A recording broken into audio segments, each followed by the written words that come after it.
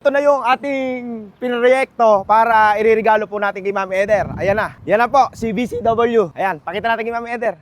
Ito na.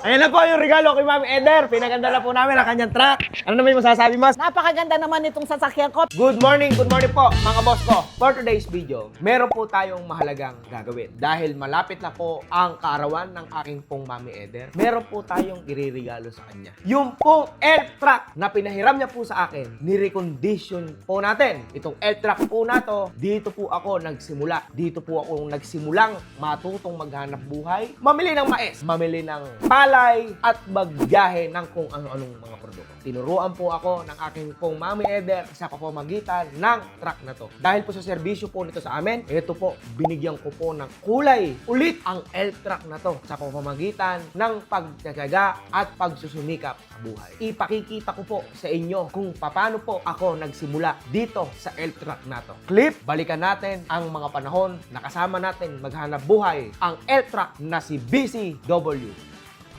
Gaganda pa ng mataan dito. Sobra. Hindi ko pa matitibag talaga hinahakot nyo. Yung difference, mahulog talaga. Talaga.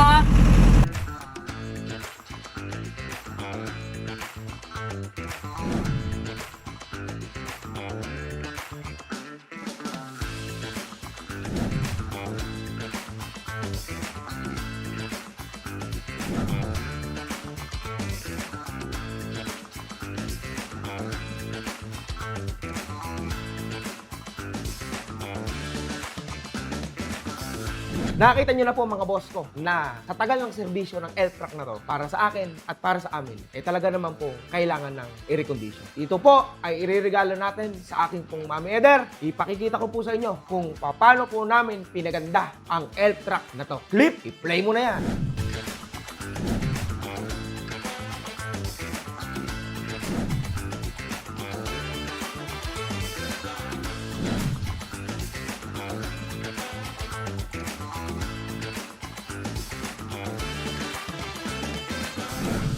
Ito na po yung pinapalitan ko po nito. Meron akong pinagbaklasan na ito dito sa likod yung ginamit ko po mga nerekunan dahil yung luma ho sira-sira na matibay-tibay na po ito. Pipinturahan na lang po yan.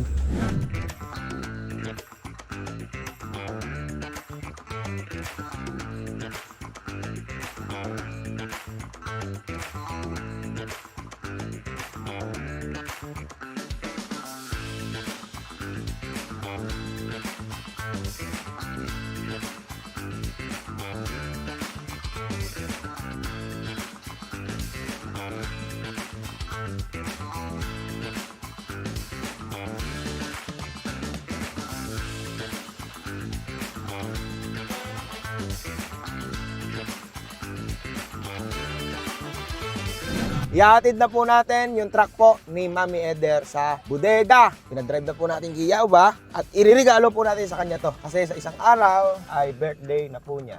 Diretso mo kay Mami Eder, halika. Ito na yung ating pinroyekto para iririgalo po natin kay Mami Eder. Ayan na. Yan na po, si BCW. Ayan, pakita natin kay Mami Eder. Ito na.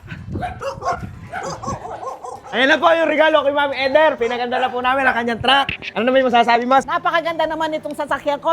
Ayan, halika may papakita. Maganda Ayan naman. bago lahat, bago gulong. Driver lang Pakita mo yung luma. Totoo ba itong regalo sa akin? Regalo sa iyan. Bago yung upholstery. Dali ka dito. Bago lahat ng gulong. Bago siding. Bago din lahat yan. Ayan Eh ano ba itong design na to? Ayan na, ECP track scale. Di ba? Oo nga. Tama, Ilang buwan ba itong ginawa? Nagtagal po sa upholstery.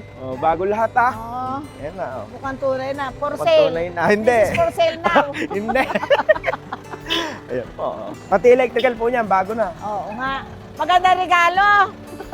Maganda na yan. ECP Magkano track kaya scale. nagastos nito? Ito, luma ito. Bakit hindi palitan to? Original yan. Original. Original. Ayos. Mukhang tinted pa. Pinalitan ko pa yung salamin nito, bago yung salamin na to. Mukhang ito hindi pinalitan. Tinitirahan lang yan. Ito, pinalitan ko sa lamin na to. May basag itong ganun. No? Ito po, oh, pakaganda. Ha? Ganda. Magkano kaya nagasos nito? Ayan, ha? Okay na. Pwede nang gasgasin ni Bayaw. Baka itatracking mo ba bayaw yan? Iingatan nyo yan, ha? Ano naman masasabi mo, Mama Eder, sa truck mo? Thank you sa regalo mo. Yo!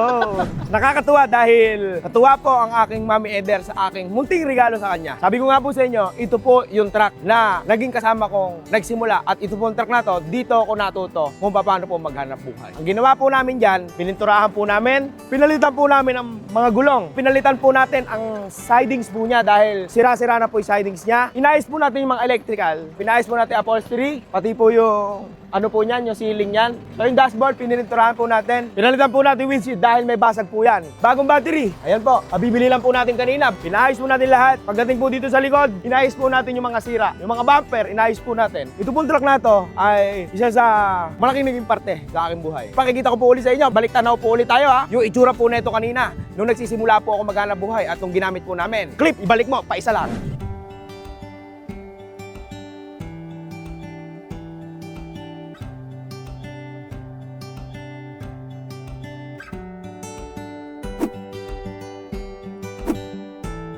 Ngayon, eto na po siya. Ganito na po siya kaganda. Clip montage!